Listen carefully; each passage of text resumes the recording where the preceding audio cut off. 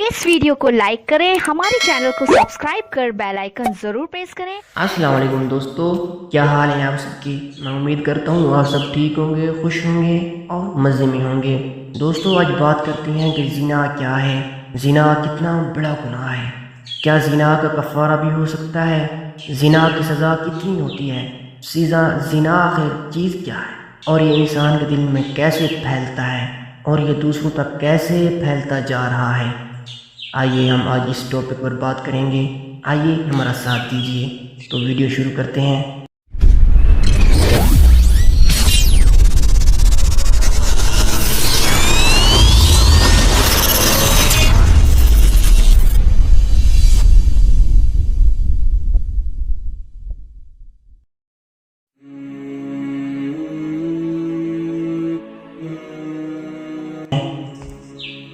कुछ लोग सवाल करते हैं कि ज़िना क्या है।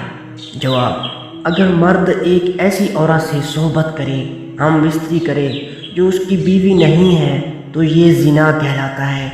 ज़रूरी नहीं कि किसी के साथ सोने को ही ज़िना कहते हैं, बल्कि छूना ही ज़िना एक हिस्सा है और किसी पराई औरत को देखना आँखों का ज़िना है। ज़िना को इस्लाम में एक बहुत बड़े गुनाहों में शुमार किया गया है और इस्लाम ने ऐसा करने वालों की सज़ा दुनिया में ही रखी है और मरने के बाद अल्लाह उसकी सख्त सज़ा देंगे। ज़िना के बारे में कुछ हदीस और कुरान की आयत हज़रत मोहम्मद सल्लल्लाहु अलैहि वसल्लम ने फरमाया, मोमिन मुस्लिम होते हुए तो कोई ज़िना कर ही नहीं सकता। अल्लाह कुरान में फरमाता है, और देखो ज़िना के करीब भी ना जाना, ये बेहयाई और बुरी राह है, ये बेहयाई और बुरी राह है। ज़िना की सज़ा और अज़ाब, अगर ज़िना करने वाले शादीशुदा हो तो खुले मैदान में पत्थर मार मार कर मार डाला जाए और अगर कुंवारा हो तो 100 कूड़े मारे जाएं। अल्लाह अकबर।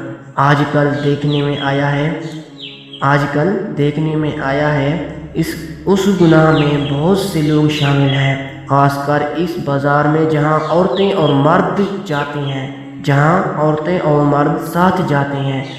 किसका हाथ किसको लग रहा है, कहाँ लगता है, कुछ मालूम नहीं होता, चाहे लड़का हो या लड़की। और फिर इस गुनाह को करने के बाद अपने दोस्तों को बड़ी शान से सुनाते हैं, बल्कि इनको भी ऐसा करने की राय देते हैं।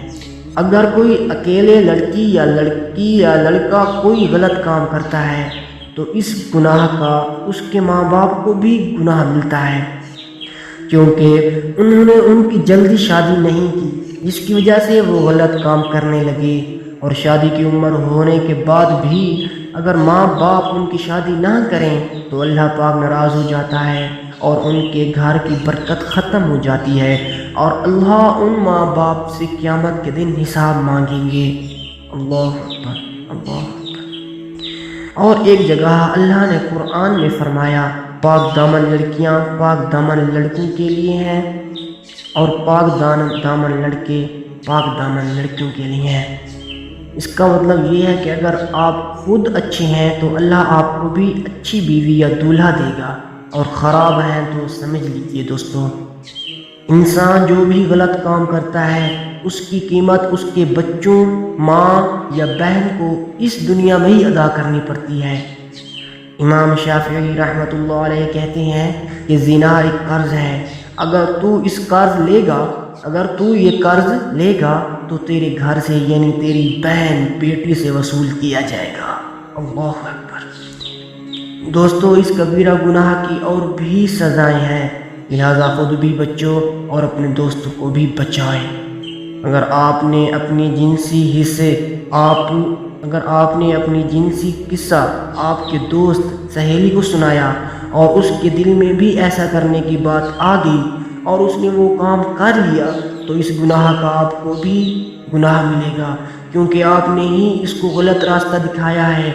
और आपके दोस्त आगे भी जितने लोगों को ये गलत रास्ता दिखाएंगे उन सब का गुनाह एक खाते में आएगा, उन सब का गुनाह आपके खाते में आएगा। सबके घर में अक्सर बहन बेटी माँ हैं, अगर आप दूसरे की तरफ ताक झांक कर करोगे तो आपका घर भी महफूज नहीं रहेगा। تو آپ کا گھر بھی محفوظ نہیں رہے گا۔ اللہ ہم سب کو اس بڑے گناہ سے بچائے، آمین۔ آج آپ اس میسج کو اگر کسی ایک کو بھی سینڈ کر دیں گے تو آپ سوچ بھی نہیں سکتے کتنے لوگ اللہ سے توبہ کر لیں گے۔ الحدیث، جب تم اپنے بستر پر جاؤ تو سورۃ فاتحہ اور سورۃ اخلاص کو پڑھ لیا کرو، تو موت کے علاوہ ہر چیز سے بے خوف ہو جاؤ گے۔ وہ دن قریب ہے جب آسمان پہ ایک ستارہ ہوگا، توبہ کا دروازہ بند کر دیا جائے گا، قرآن کے حروف مٹ جائیں گے، سورج زمین کے بالکل پاس آ جائے گا۔ حضور پاک صلی اللہ علیہ وآلہ وسلم نے فرمایا، بے نور ہو جائے اس کا چہرہ جو کوئی میری حدیث کو سن کر آگے نہ پہنچائے۔ اے رب العالمین، اس مبارک مہینے میں ہم تیری رحمت کے طلبگار ہیں۔ اے رب العالمین، اس مقدس مہینے کو تمام مسلمانوں کے لیے مغفرت اور جہنم سے نجات کا ذریعہ بنا دے۔